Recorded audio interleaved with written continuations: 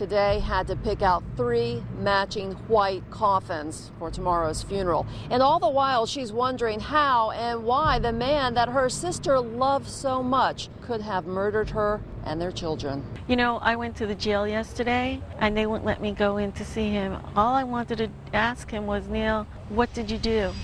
In perhaps one of the most shocking turns of events, the Jacobson family's peaceful life turned into a nightmare. What dark secrets led to the massacre of Franki Jacobson and her family? We are going to hunt down the answers for you.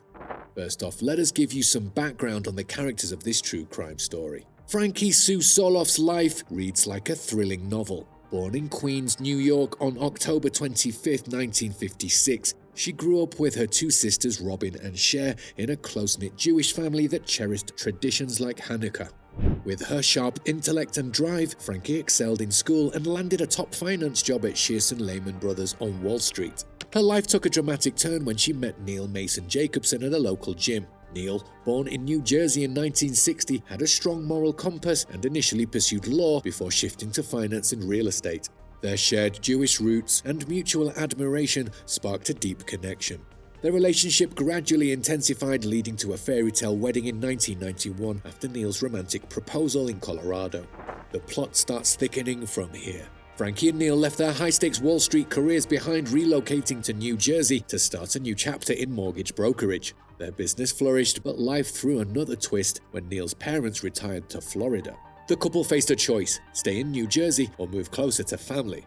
But in a hopeful twist, Franki became pregnant with twins, Eric and Joshua, born on January 19, 2003. Their joy was overwhelming, and Neil's parents loved being grandparents. But while the twins brought great happiness, the couple struggled to balance their busy careers with family life. Neil's risky real estate investments in Florida became a big priority.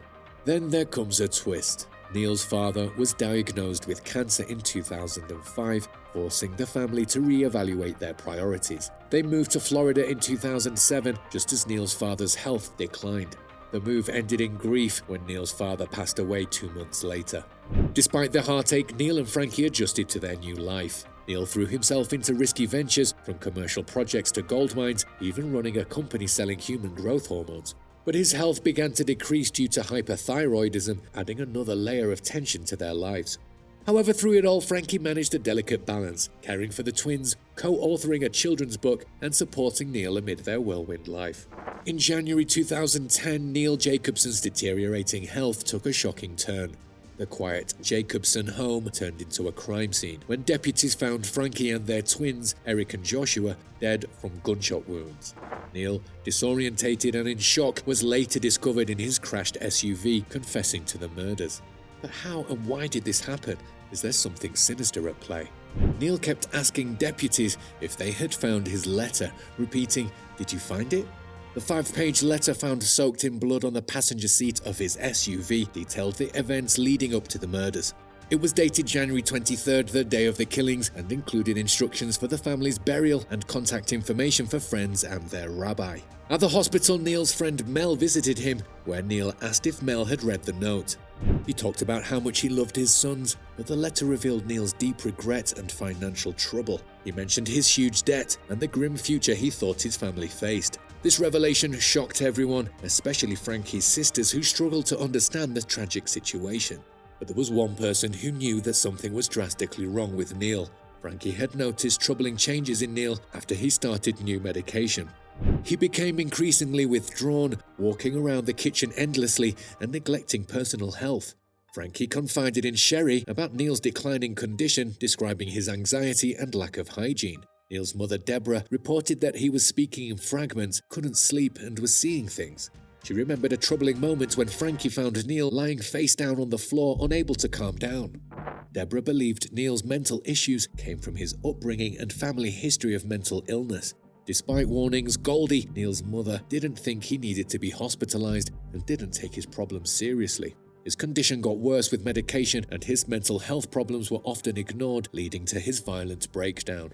The media and the public, however, needed proper answers. This is when the investigators found evidence suggesting Neil had planned the murders.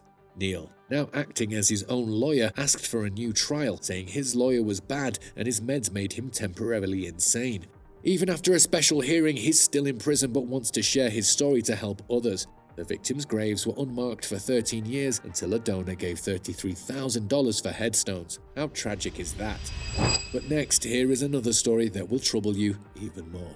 After Michael and Casey split up, Michael got into legal and personal trouble. He stole items from a veterinary hospital and went on the run after being fired. Later, he was arrested and returned to Florida.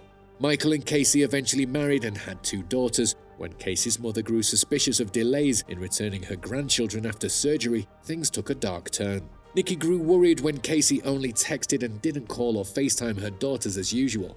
Casey missed important family events and didn't check in about her sick father. Concerned, Nikki posted on Facebook and asked the sheriff's office for a welfare check. Deputy Chase King found the house empty and with a bad smell. A neighbor said the property manager had found the house packed with belongings but smelling foul. Jones's minivan had left the driveway and never came back.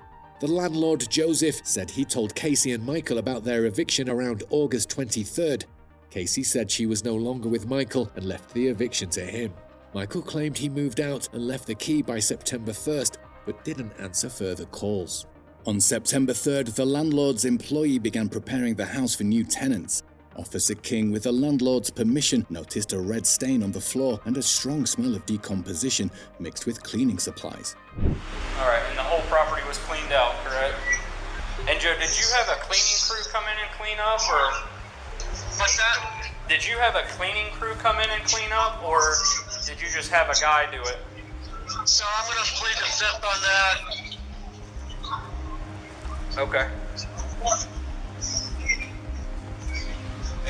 We're not talking about removing stuff. No, I'm just talking about who cleaned up, like, not the property. I don't care about the property. Like mop the floor. Who like mopped the floor and stuff. Yeah, one of my guys mopped the floor. I'm not sure which one. Okay, so you didn't like hire a crew to come do it, just one of your guys that normally work for you. Correct. Okay, that's all I needed to know. Did the guy that you had clean up, did he tell you he put some fans in all the rooms and have like little fans running? Yeah, because it smelled. Okay. Do you know what he used to clean up with? Did he tell you? No. Were there any, did you say there were some repairs done? Alright, officer, I think that's it. I think I'm gonna ask you guys to leave. Okay, well, we're walking right out the front door right now. Detective Bartlett had trouble finding leads since the Jones family seemed to have disappeared. Casey's sister Sarah said Casey hadn't contacted anyone since August 26th. Sarah also mentioned a fight between Casey and Michael in June and noted that Michael didn't reply to birthday wishes. Michael's ex-wife falsely claimed to have seen Casey on September 13th, but later admitted she lied. Detective Bartlett discovered Michael had been staying with his ex-wife since August 30th. So where was Casey? On September 13th, Michael texted his mother saying he and Casey were fine but needed new phones. He mentioned storing their belongings before a hurricane and visiting family in Kentucky. After that, he vanished.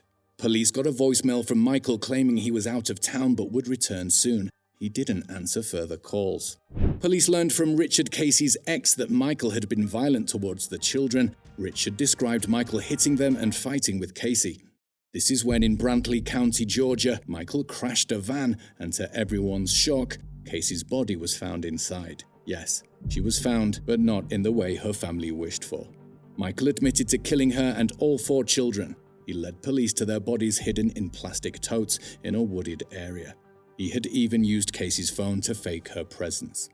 Michael confessed to strangling and drowning the children after an argument with Casey. He was charged with multiple crimes and placed on suicide watch. The community was devastated, and a GoFundMe page that was set up for the victims was later removed due to hateful comments.